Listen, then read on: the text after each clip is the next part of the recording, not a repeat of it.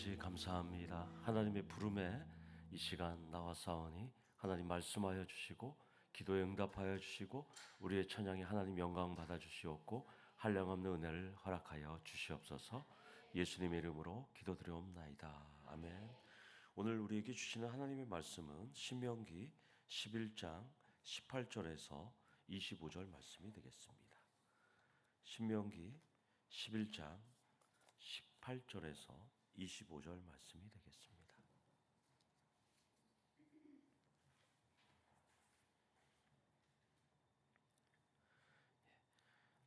교도하시고 25절은 함께 읽도록 하겠습니다. 이러므로 너희는 나의 이 말을 너희의 마음과 뜻에 두고 또 그것을 너희의 손목에 매어 기호를 삼고 너희 미간에 붙여 표를 삼으며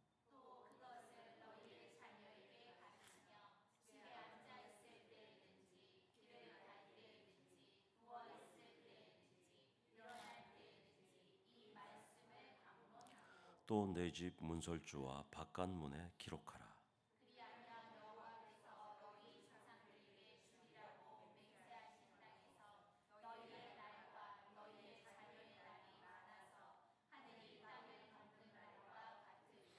너희가 만일 내가 너희에게 명하는 이 모든 명령을 잘 지켜 행하여 너희의 하나님 여호와를 사랑하고 그의 모든 도를 행하여 그에게 의지하면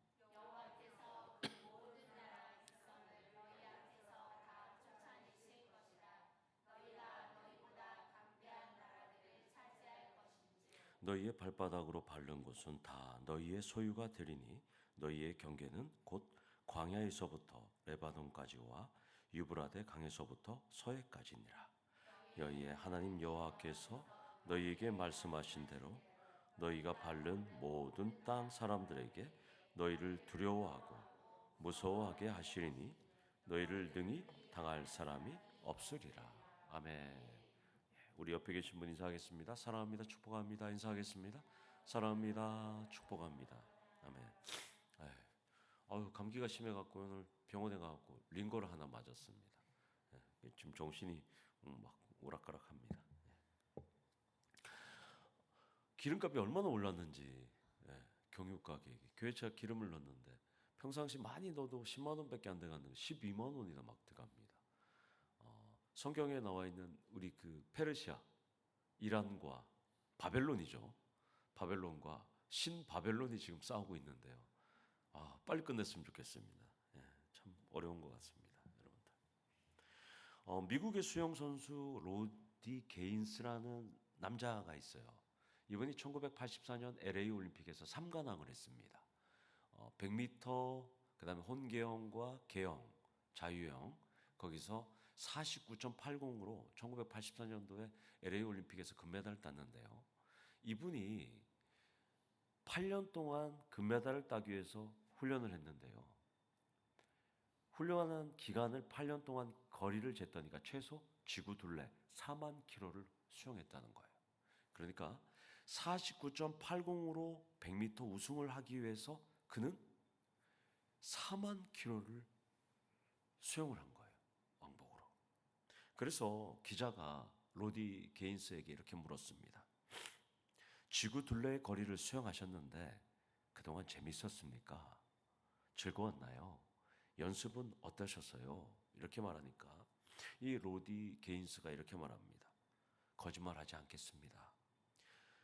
즐거운 마음으로 수영장으로 간 적이 한 번도 없고 연습하는 동안에도 정말로 즐겁지도 않았고 수영장으로 걸어갈 때 가끔 통증이 발에 있을 때마다 맙소사 내가 이럴 가치가 있을까라고 후회했던 적이 많이 있었다는 거예요.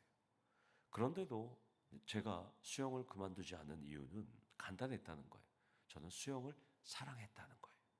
그리고 경쟁하고 훈련의 성과를 느끼고 컨디션도 유지하고 우승하고 원정 경기를 통해서 동료들과의 만남을 좋아했기 때문에 연습은 싫었지만 수영 전반에 대한 열정과 사랑으로 이겨냈다.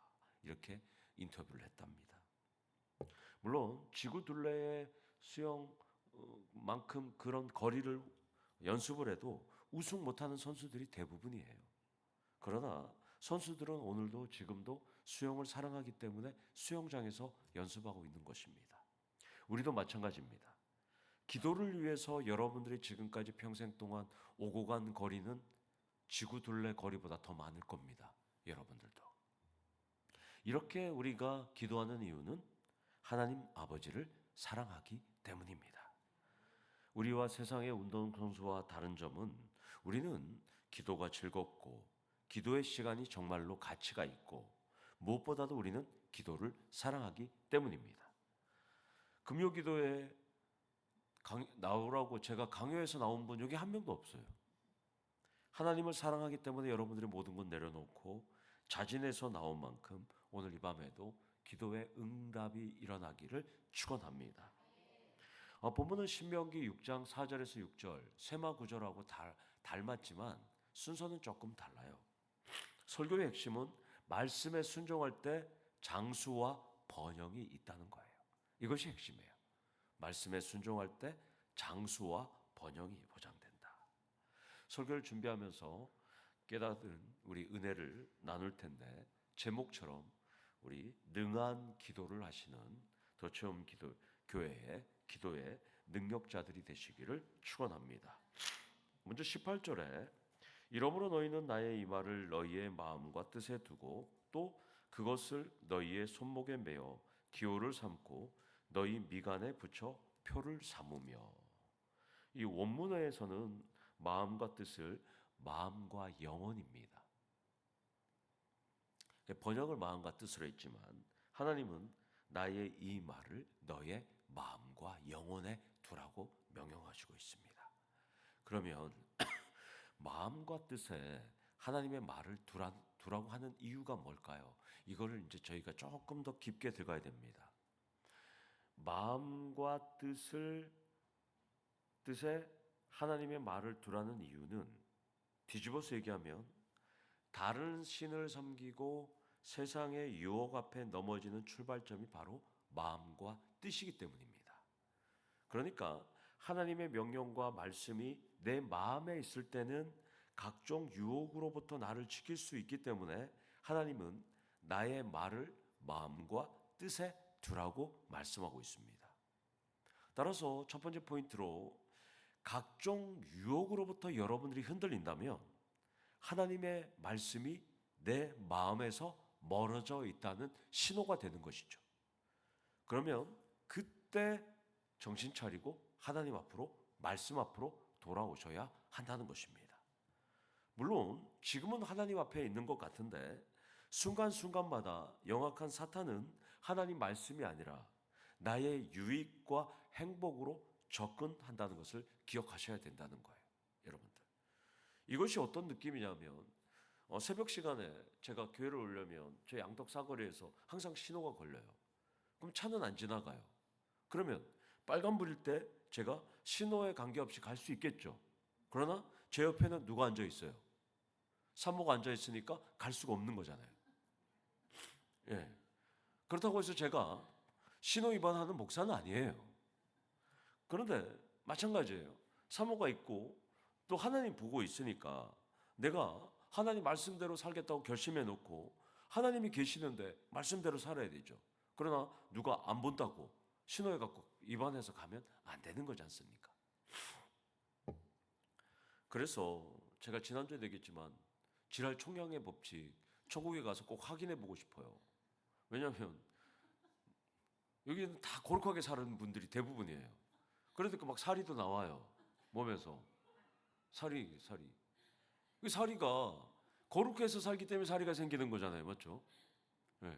그래서 이제 저기 스님들 이제 소천하시면 거기 소천이라 안 부르고 뭐라 그러죠? 뭐 하여튼 입적했다 그러던가 뭐 열반했다고 그러잖아요. 그러면 그 화장을 하잖아요. 그러면 사리가 이번에는 얼마 나올까 막 그렇게 하잖아요, 여러분들. 우리 기독교도 사리가 많이 나올 텐데 우리 화장하지 않으니까 예, 여러분들도 다 나중에 제가 다 보겠습니다. 사리가 많이 나오는지. 예. 근데 지랄총량의 법칙이 정말 하나님께서 만들었는지는 알 수는 없지만 젊었을 때는 어렸을 때 많은 방황을 했던 분들은 방황하진 않아요. 그러나 거룩하게 살았던 분들은 이제 50이 넘어가니까 막 욕을 하고 싶은, 막 꿈틀꿈틀한 그런 마음이 생기고 막 거칠게 살고 싶은 그런 분들이 있는 거예요. 따라서 제가 오늘 얘기하지만 지금까지 거룩하게 살았던 분들은 더 거룩하게 살으셔야 돼요. 조심하셔야 돼요. 네. 왜냐하면 총량의 법칙에 따라서 잠깐 삐끗하면 이 내리막길을 탈 수가 있기 때문입니다. 따라서 여기 계신 특히 금요기도에 나오신 분들은 총량의 법칙에 나는 더 거룩하게 살으셔야 돼요, 여러분들. 네. 저랑 장로님은 저희는 괜찮아요. 우리는 계속 쭉 올라갈 겁니다. 거룩하게. 우리 영도 현도는 조심해야 돼요. 지금까지 쫙 금요기도에 나왔는데 또 이게 쫙 내리막길을 탈 수가 있어요. 우리 독고탁송도 이제 나왔으니까 쭉 올라가면 되는 거예요, 맞죠? 이게 내려가면 안 되는 거예요, 여러분들. 나는 지금까지 싸움닭으로 살았고 한성권 한다고 환호해맞이 1차 아파트에서 소문이 난다고 해도 제 건들면 뼈도 못 추린다고 해도 괜찮다고 방심하면 안 됩니다. 영악한 사탄은 예수 믿고 거룩하게 살면 살수록 어떻게든 넘어뜨리고 마음과 뜻을 흔드니까 늘 긴장하면서 마음에 하나님 말씀을 잘 두셔야 된다는 거예요.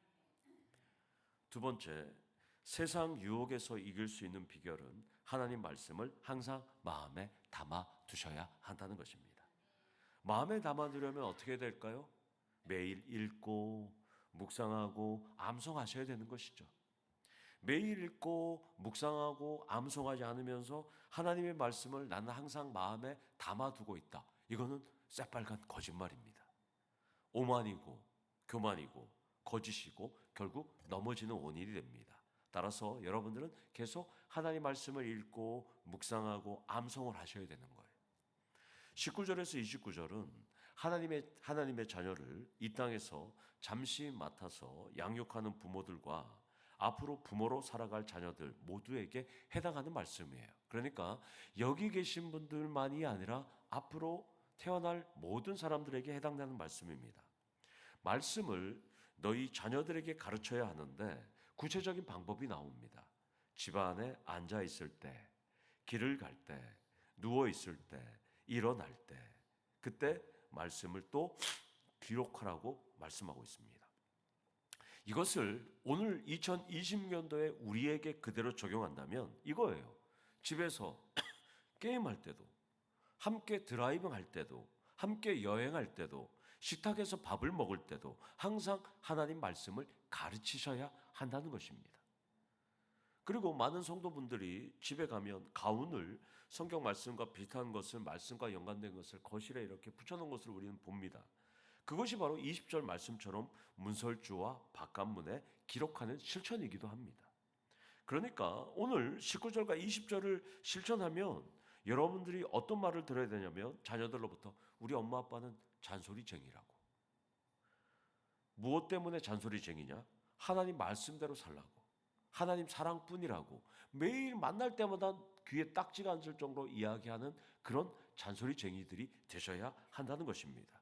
또한 여러분들의 손주와 손녀들이 여러분들을 만났을 때 우리 할머니 할아버지는 매일 성경을 필사할 뿐만 아니라 우리에게도 필사하라고 귀에 딱지가 않도록 말하시는 잔소리쟁이라 그렇게 들으셔야 한다는 것입니다. 여기서 세 번째로 하나님 말씀과 하나님 사랑을 강조하는 잔소리쟁이가 되셔야 한다는 것입니다. 본문은 사춘기나 수험생 눈치 보면서 적당히 하라고 하지 않습니다. 집안에 앉아 있을 때, 길을 갈 때, 누워 있을 때, 일어날 때 계속 가르치라고 말씀하고 있는 거예요. 그래서 기도의 용사들은 잔소리쟁이가 되셔야 돼요. 하나님 말씀은 매일 읽고 묵상하고 암송하고 있는지, 기도는 하고 있는지 잔소리쟁이가 되셔야 합니다. 잔소리쟁이가 될 때 얻는 유익을 21절에 말씀합니다. 가나안 땅에서 너희의 날과 자녀의 날이 많아서 하늘이 땅을 덮는 날과 같으리라. 이렇게 말씀합니다. 하늘이 땅을 덮는 날과 같아. 이것은 참 어려운 말인데요. 쉽게 설명하면 말씀과 하나님 사랑을 지킬 때 하나님 축복으로 개인은 장수하게 되고 국가와 공동체는 번영하게 된다는 은유적인 표현입니다. 이해가 되시죠? 따라서 우리가 남들이 다 쉬고 놀러가는 금요일에도 기도하기 위해서 하나님 전을 찾은 것은 여러분들의 개인은 장수하고 가정과 교회와 국가는 번영하게 된다는 것을 지금 말씀하고 있습니다.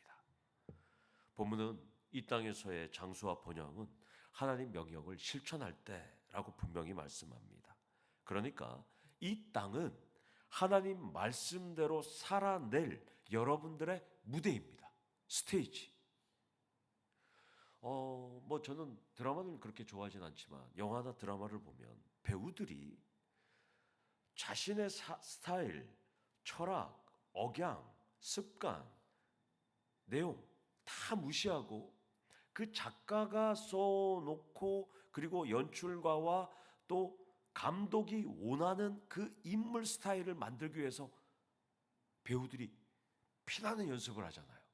그리고 그렇게 해서 한 컷 한 컷 찍으면 감독이 오케이 해야지만 그들이 집에 갈 수 있잖아요. 그런데 많은 배우들이 내 스타일로 연기하고 내 마음대로 그렇지 않잖아요. 그들과 전혀 다른 스타일로 연기를 하는 거예요. 저는 그걸 볼 때마다 마찬가지로 우리도 인생의 감독이시고 주인이신 하나님이 원하는 인물로 이 땅의 무대에서 매일매일 살아내셔야 한다는 것입니다. 그래야 하나님이 오케이 하시는 거예요. 배우들처럼. 우리도 배우인 거죠. 이 땅에서. 내 마음은 안 들어도 내 성격은 그렇고 내 스타일은 그런데 하나님이 이렇게 하니까 하나님 뜻에 따라서 살아내야 되는 것이죠. 때로는 성질 부르고 싶고 때로는 뭔가 하고 싶지만 그래도 하나님께서 원하시는 대로 우리는 살아내야 된다는 겁니다. 여기서 네 번째 포인트로 이 땅의 무대에서 하나님이 오케이 하실 때까지 살아내셔야 한다는 것입니다. 우리 한동대 학생들이 밑에 지금 와 있잖아요. 열심히 이렇게 하는데 이제 이렇게 교회를 이렇게 빌렸는데 작년 연말에 저한테 3월 6일하고 3월 13일 이틀을 빌렸어요. 근데 이제 그 사이 동안에 저한테 아무런 얘기도 안 하고 그냥 오늘 이렇게 왔어요. 그래서 제가 이제 우리 김수영 집사님한테 아이고 집사님 2주를 연속으로 빌렸는데 그래도 저한테 미리 얘기해 줘야 제가 이렇게 할 수 있는데 그 얘기를 안 해서 좀 혼란스럽고 주보도 못 냈다. 이건 좀 잘 지도 좀 해달라. 그렇게 얘기했더니까 우리 학생이 우리 찾아와서 목사님 죄송해요. 제가 얘기를 제가 뭐라 그래요? 그래 알았어. 오늘 잘 놀아. 그러겠어. 우리도 마찬가지예요. 제가 뭐라고 그럴 수는 있어도 와서 잘못했다 그러면 어떻게 해요? 그래 괜찮아. 오늘 친구들하고 잘 놀아. 하나님도 마찬가지잖아요. 우리도 일을 하다 보면 실수할 수도 있고 뭘 할 수 있으면 하나님 앞에 가면 하나님 잘못했어요. 하나님 이거 들어주세요 하면 우리 하나님 뭐라 그러세요? 뭐라 막 잔소리 할 거예요? 안 하죠. 그래 알았어. 그렇게 되는 거죠. 따라서 여러분들도 이 땅의 무대에서 하나님이 오케이 하실 때까지 살아내고 때로는 실수하고 때로는 우리가 넘어질 수는 있어요. 그때마다 하나님 앞에 엎드려져서 기도하면 된다는 것입니다. 살아내시면 여러분이 원하는 수많은 태의 문이 열리게 된다는 것입니다. 저는 이걸 잘 모르고 신대원에 가서 비로소 깨달았어요. 여러분들은 듣고 깨달았으니까 신대원 안 가셔도 되는 거예요. 저의 희생으로 여러분이 행복해질 수 있으니까 저는 감사해요. 여담이지만 주일에 오시는 우리 교수님 주석들의 소제목이 일관성이 있어요. 제가 이번 주에 책을 하나 더 샀는데 우리 교수님이 최근에 민수기를 쓰셨더라고요. 제가 신대원에 있을 때는 레이기를 주석을 썼거든요. 그 레이기의 소제목이 이거예요. 위험한 거룩성과 동행. 잘 들으세요. 위험한 거룩성과 동행이 우리 교수님이 레이기의 소제목으로 적어놓으셨어요. 이번에 쓰신 민수기 왜 책을 사주냐면 교수님 오시면 교수님한테 사인 받으려고. 우리 저자이니까 사랑하는 제자 누구에게 이 책을 근데 제가 샀는데 이 책을 드립니다. 이렇게 해서 사인 받으려고 지금 딱 목양실에 놔뒀어요.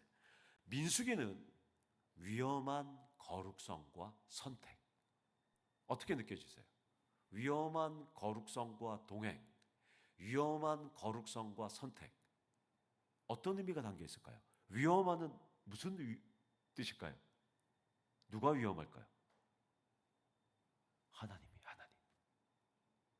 하나님은 무서운 분이잖아요. 거룩한 분이잖아요. 그리고 우리는 범죄한 사람들이잖아요. 근데 그 위험한 그 분과 거룩한 분과 동행하는 내용이 뭐라고요? 레이기. 어떻게 살아가는지. 그리고 그분과의 삶을 통해서 선택하는 내용이 민수기. 위험한 거룩성과 선택. 참 너무 멋있지 않아요? 여러분들. 우리 하나님은 정말 무서운 분이잖아요, 솔직히. 그런데 우리는 하나님께서 우리를 너무 사랑해 주셔서 예수의 피로 우리가 하나님 앞에 나아갈 수 있는 분이지, 우리가 하나님 앞에 나아갈 수는 없잖아요, 사실. 정말 우리는 하나님 앞에서 정말 얼굴을 들을 수밖에 없는 분이잖아요. 그래서 우리는 하나님이 오케이 하는 삶을 살아내셔야 한다는 거예요. 근데 많은 분들 착각해요. 하나님을 친구처럼 생각하고 하나님을 우습게 생각하는 분들이 많은데, 저는 하나님을 알면 알수록 하나님은 정말 좋으신 분이고 정말 우리를 사랑하시는 분이고 긍휼을 여기는 분이 맞지만, 내가 과연 하나님 앞에서 밥상에서 같이 겸상할 정도가 되느냐? 절대 안 되는 거죠. 감히 하나님 앞에. 사실 저는 여러분들한테 말씀을 하면서 늘 하나님 하나님 하지만, 하나님 마케팅을 하지만, 사실 제 마음속에서는 하나님이란 이름을 부르는 자체도 좀 솔직히 되게 떨려요. 제가 감히 어떻게 하나님을 어떻게 제가 이렇게 표현할 수 있을까? 그럴 정도가 여러분도 되셔야 되는 거예요. 하나님과 아버지와 아들과 또 친구의 관계 같은 거는 참 좋지만, 그러나 우리는 하나님과 엄연히 다른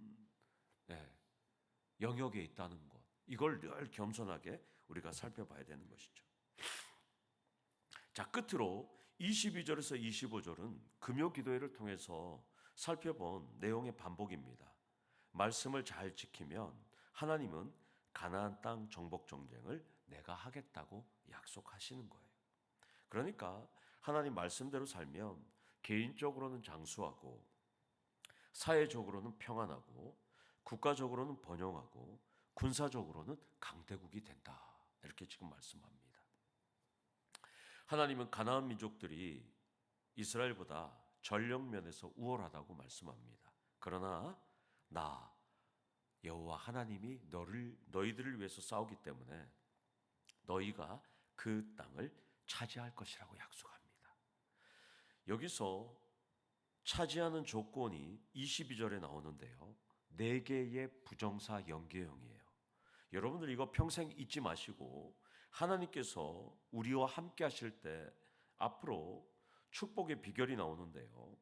자, 어떻게 하면 여러분들이 하나님께 축복을 받는지 이제 평생 잊지 마시면서 이제 생각하셔야 됩니다. 첫 번째, 행하며. 두 번째, 하나님을 사랑하며. 세 번째, 걸으며. 네 번째, 붙어 있으며. 그러니까 하나님 말씀대로 행하고, 하나님 말씀 앞에서 하나님만 충성하고 사랑하고, 또한 그의 모든 예수의 길들 아래 걸으며, 또한 하나님만 바라보고 의지하는 것이 붙어 있으며예요. 요 4가지만 있으면 여러분 축복받는 거예요. 아멘. 여기서 5번째, 축복의 전제 조건인 행하며 사랑하며 걸으며 붙어 있으며 4가지를 평생 잊지 마셔야 합니다. 제가 비결을 알려드렸습니다. 이렇게 실천하시면 여러분들 이제 하나님께서 무한한 축복을 주신다는 거예요. 그런데 여기서 중요한 내용이 하나 더 나와요. 25절에 너희가 밟는 모든 땅 사람들에게 너희를 두려워하고 무서워하게 하신다. 누구나 일을 할 때 두렵습니다. 떨립니다. 여러분들도 직장에서 있다가 다른 부서로 옮기려고 해도 두려워요. 또 어느 회사에 있다가 다른 회사로 옮기려고 해도 참 두려워요. 어떤 사업을 하다가 다른 사업을 내려 해도 두려워요. 새롭게 시작해야 되기 때문에. 그런데 행하며 사랑하며 걸으며 붙어 있으며를 실천하면 오늘 하나님 말씀해요. 적이 먼저 두려워하고 더 공포스럽게 된다는 거예요. 따라서 여러분들이 두려워할 그 대상과 존재들이 먼저 하나님께서 공포심을 불어 넣어 주신다는 것입니다. 원문은 너희의 공포와 너희의 두려움이 먼저 나와요. 그래서 하나님의 일하심이 나와요. 너희들이 먼저 공포와 너희 두려움이 있지만 내가 일하면 그 공포와 두려움이 누구한테 간다고요? 여러분의 다른 사람, 라이벌들에게 간다는 거예요. 옮겨준다는 거예요. 그리고 하나님은 여러분들에게 평안을 주신다는 것을 지금 약속하고 있습니다. 여기서 6번째 마지막으로 하나님께 맡기면 공포와 두려움은 사라지고 평안이 넘치게 됩니다. 아멘. 자꾸 오시네요. 감사하네요. 여리고 정복 전쟁 때 주님이 아니죠. 주민은 어떻게 됐어요? 간담이 녹았어요. 간과 쓸개가 녹았어요. 그럴 정도로 무서웠다는 거예요. 그러니까 하나님께서 다 책임져 주시는 거예요, 여러분들. 범죄한 세상에서 살다 보면 라이벌과 적대적인 분들과 꼴통들도 만날 거예요. 그런데 여러분들이 행하며 사랑하며 또 걸으며 하나님께 붙어 있을 때 역전의 하나님을 만나시기를 축원합니다. 주일에 오시는 모세오경의 거장 우리 박철원 교수님은 많은 목회자들이 몰라서 그렇지 교수님을 경험한 목회자들은 최고의 학자입니다. 그런 점에서 저는 우리 교회에 우리 교수님 모실 수 있다는 것은 여러분들에게 큰 복이라는 거예요. 정말 조복이가 아니라 정말 복이에요. 이거는 제가 허튼 얘기를 하는 것이 아니라 이런 분을 모실 수 있다는 것은 정말 복이에요. 정말 복이에요. 그러면 저번에도 얘기했지만 목사님이 좋아하는 교수님들은 왜 그렇게 많아요? 이렇게 물어볼 수 있지만 신대원에 교수님들이 많기 때문이에요. 신대원에 구약 신학만 가르치는 정교수가 6명입니다.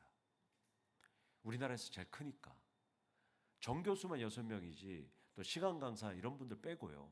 구약 신학, 성경 구약 39권을 어떻게 가르치냐면 모세오경을 가르치는 교수님 1명, 그리고 역사서 여호수아부터 12권 느헤미야까지 요거 가르치는 역사서를 전공한 교수님 1분, 그리고 시가서를 전공한 교수님 1분, 그 다음에 소선지서, 예언서 요걸 전공하신 교수님 1분, 그 다음에 구약 개론이나 신학 같은 거 요거 가르치신 교수님 1분, 그 다음에 또 우리 구약 전반적인 것을 가르치는 또 교수님 1분, 6과목이 있어요. 그래서 정 교수님 6명이에요.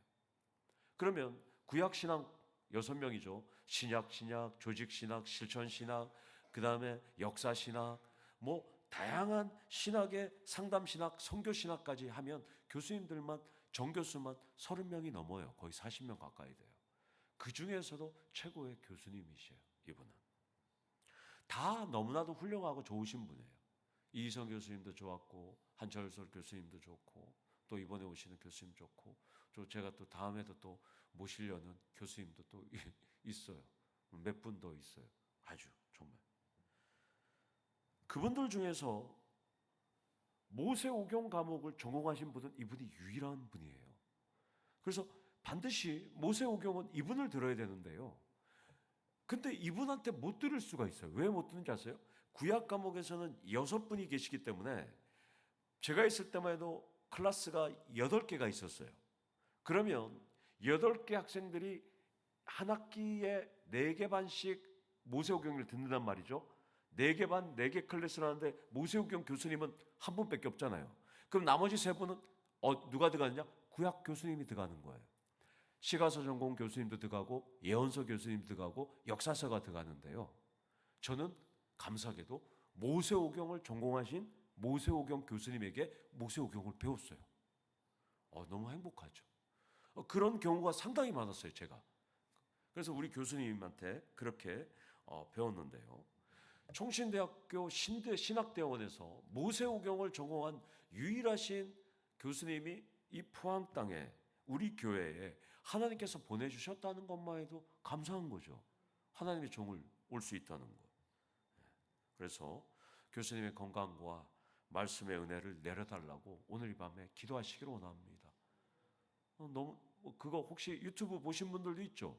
교수님 강의하시는 거 조금만 들어봐도 이분이 수준이 높은지 아닌지를 여러분 알 수 있을 거예요, 여러분들. 그래서 이번에 여러분들이 은혜를 받게 되면 다음에 제가 또 개별적으로 모시려고 생각하고 있어요. 이분은. 이제 설교를 마치기 전에 이제 말씀하면서 제가 이제 정리하겠습니다.